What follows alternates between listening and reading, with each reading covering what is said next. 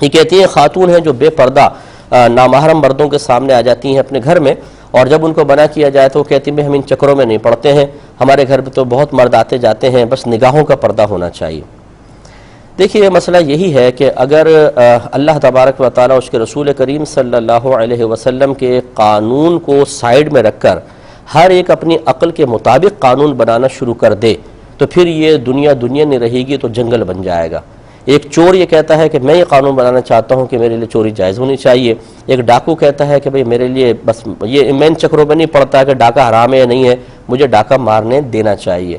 ایک شخص یہ کہتا ہے کہ معاذاللہ ثم معاذاللہ میں اپنی محارم کے ساتھ غلط حرکتیں کروں، یہ اس سے کہیں زیادہ بہتر ہے کہ میں باہر کسی کے ساتھ کر کے بدنام ہو جاؤں، اس لیے مجھے اس کی اجازت ہونی چاہیے۔ آپ تھوڑا سا غور کیجئے جو میں آپ کو مثالیں دے رہا ہوں کہ اگر لوگوں کی عقل پر، ان کی رائے پر، ان کی مجبوریوں پر شرعی احکام کو ایک طرف رکھ کر اپنے اعمال کی بنیاد رکھنے کی اجازت دے دی جائے تو دنیا تباہ و برباد ہو جائے گی۔ ایسی بہن کو اللہ کا خوف کرنا چاہیے کہ ان کو مرنا نہیں ہے، کہ ان کو موت نہیں آنی ہے۔ اللہ تعالیٰ اس کے رسول کے حکم کو یہ کہنا کہ ہم ان چکروں میں نہیں پڑتے ہیں۔ ابھی اسی بہن کو آپ دبئی لے جائیں، شارجہ لے جائیں، یو کے لے جائیں، یو ایس لے جائیں، وہاں کے قانون کے چکروں میں خوب پڑیں گی، پہلے معلوم کریں گی کیا کرنا ہے کیا نہیں کرنا، فائن نہ لگ جائے، میرا لائسنس کینسل نہ ہو جائے۔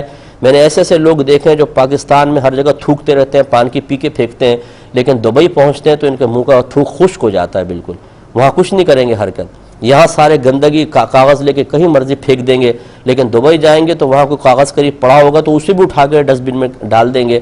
وہاں جا کے قانون کی پاسداری کیوں یاد آ جاتی ہے؟ اس لیے کہ وہاں پہ ڈنڈا لگے گا، وہاں پہ فائن لگے گا، وہاں پہ آپ کو باہر نکالا جا سکتا ہے۔ تو جہاں پر خوف محسوس ہوا وہاں اطاعت ہو رہی ہے، یہاں نہ اللہ کا خوف ہے، نہ رسول کا خوف ہے، نہ قرآن کے احکام کی پاسداری، اور ان کو چکر قرار دینا۔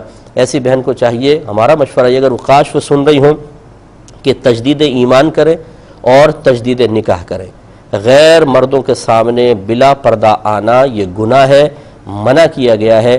بی بی فاطمہ رضی اللہ تعالی عنہا بنت رسول، ان کو دیکھیے صلی اللہ علیہ وسلم کہ آپ یہ فرمایا کرتی تھیں، آپ نے وصیت فرمائی تھی کہ جب میرا انتقال ہو تو مجھے رات کے وقت قبرستان لے کر جانا تاکہ میرے جنازے پر بھی کسی نامحرم کی نگاہ نہ پڑے۔ وہ ان کی شان دیکھیے اور ان عورتوں کا معاملہ دیکھیے کہ یہ مطلب اللہ تعالیٰ اس کے رسول کے حکم کو چکر قرار دے رہی ہیں۔ تو اللہ کی بارگاہ میں توبہ کریں، اور ہم بہن سے گزارش کرتے ہیں، وہ ہمارے اگر مسلمان ہیں تو ہماری بہن ہے، ہم ان سے بھی ایک طرح سے ہمدردی رکھتے ہیں، لیکن اصل میں یہ تربیت ہوتی ہے اوپر سے۔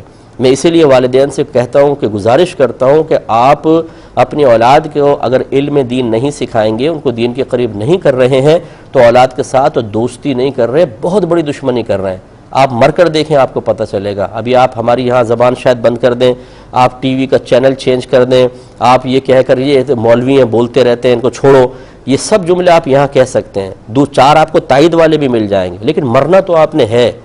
مرنے کے بعد کیا ہوگا ذرا یہ اپنے قرآن سے پوچھئے، اپنے نبی سے پوچھئے، حدیثوں سے پوچھئے، وہ آپ کو بتائیں گے کہ اس طریقے سے جو شریعت کا مذاق اڑائے، شریعت کے احکام کو معمولی سمجھ کے پس پش پھینکنے کی عادت ڈال لے تو وہ اس کا انجام اچھا نہیں ہے۔ اللہ تعالیٰ رحم فرمائے۔ اور یہ کہنا کہ جی نگاہوں کا پردہ ہے خالی کچھ بھی نہیں، یہ بالکل غلط ہے۔ نگاہوں کا پردہ بھی ہوتا ہے اور ظاہری پردہ بھی ہوتا ہے، دونوں طرح کا پردہ اختیار کرنا ہوگا۔